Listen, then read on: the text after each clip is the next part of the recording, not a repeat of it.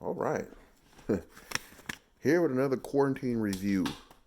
This one is of a film. I think it's Wolf of Wall Street. I feel like it gets.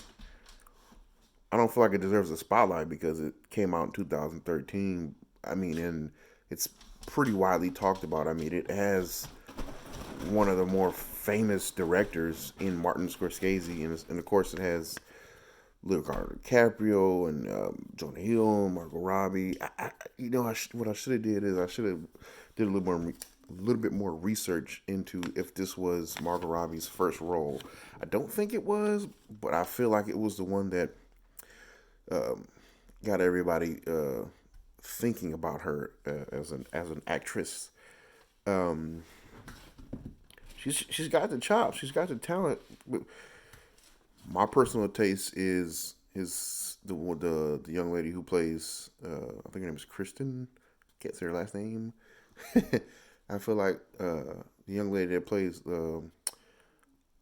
Leonardo's first wife is more my speed. That's just, of course, that's all up to personal preference, of course. And I'm not saying that Margot is unattractive. Of course not. Um, but if I had to pick between one of the two, and on top of that, um, just the fact that, huh, interesting. Just the fact. Give me a second. I was looking up there. Okay, that's nothing. And just the fact that how that character was uh, built in relationship to Leonardo's character.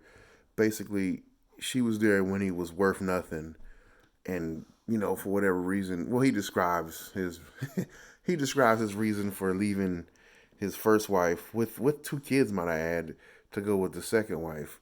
Oh man, it it's actually a life lesson in there. I won't talk about it too much, but the life lesson is it doesn't matter what tricks you pull out your bag in order to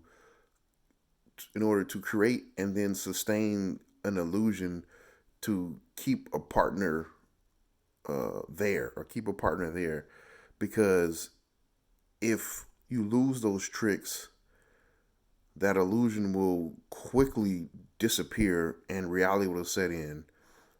Well, the reality will actually you'll get smacked in the face by the reality or the fact that that other person never cared for you in the same way that you cared for them. So it's better, in what I've found, it's better just to it's better not to rely on tricks. It's better to know where you stand with the person, and try and find just try and have a lot of honesty. Now, of course, I'm no relationship expert.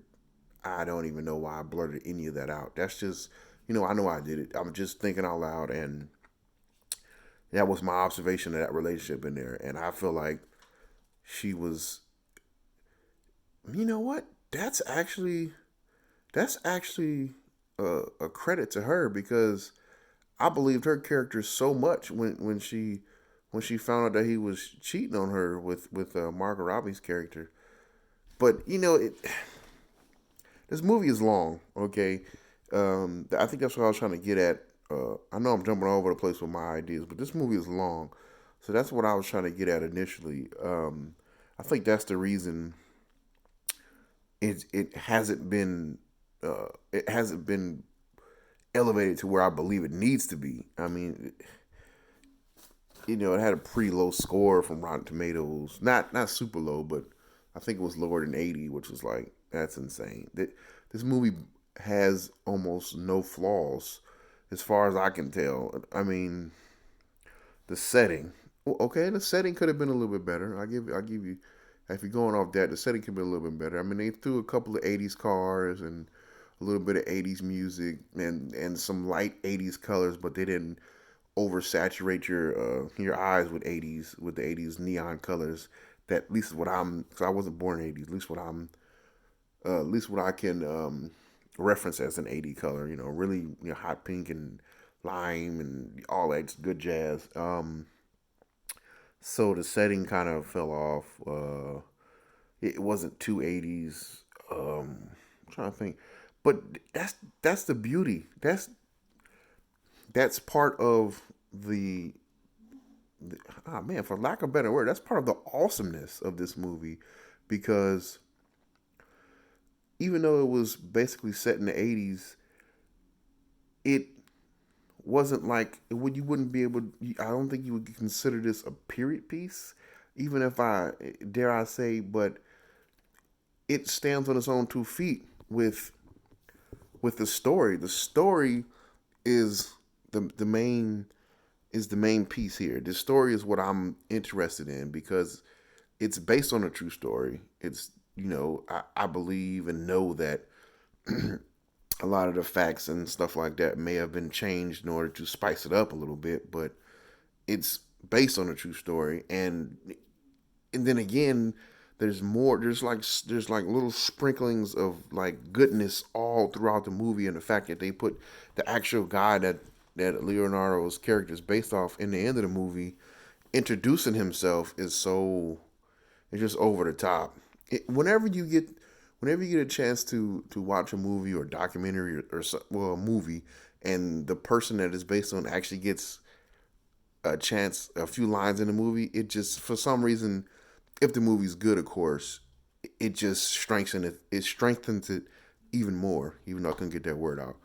But anyway, I'm just ranting about different parts of the movie. Let me try and give you an overview of the movie. So it follows Leonardo, his character, and his journey through the stock market. I think it was like a baby crash or something like that. So he just got his license to be a trader, and things pretty much go downhill from there. So he winds up finding another job, and he stumbles on something called a penny stock, and he uses his talents or what he's been taught from bigger firms and brings it down to this smaller firm. So, for example, he starts off hustling and bustling in a really energy packed room inside like downtown New York or something like that. Then he goes from like I don't even know upstate New York or New Jersey or something like that in like a strip mall, a little leased out office space in a strip mall, and he's selling these things called penny stocks. Of course, he finds a loophole and exploits it. So now he's raking in. I forget they say how much money he's raking in every month, but he's raking in like a lot. And he pulls up in this really nice E-type Jag. I mean, it's a it's an antique now. It's a really beautiful car though. Some it's all up to personal preference, of course. Some be like that's not a beautiful car, but that is to me that's a beautiful car. Anyway, he pulls up in that, and that's where he meets his sidekick Jonah Hill. Oh man, listen to me, listen to this. I'm stumbling on my words. I'm so excited to introduce. If you have never seen Jonah Hill perform, this man is a talent. Okay, his ability to perform and just embody this character is goes without saying. It's unbelievable how seamless their relationship seems. Leonardo and Jonah Hill. Jonah Hill is obviously a little bit more relatable and believable. Leonardo DiCaprio, as far as him being this big movie star, that comes off in this role. He kind of plays to that a little bit, so it's kind of like surreal, even though it's just a movie. In my opinion, it's like, oh, that's Leonardo DiCaprio, man.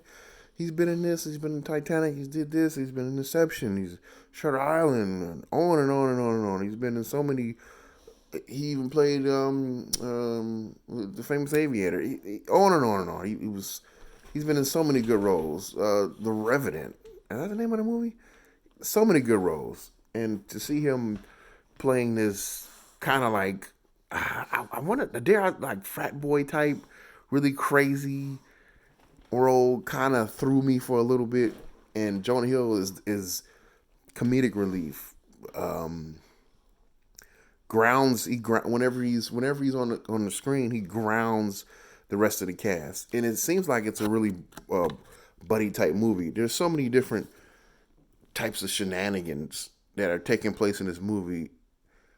I can't even name them all, but like I said, I think most people steer clear from it because it's 3 hours long,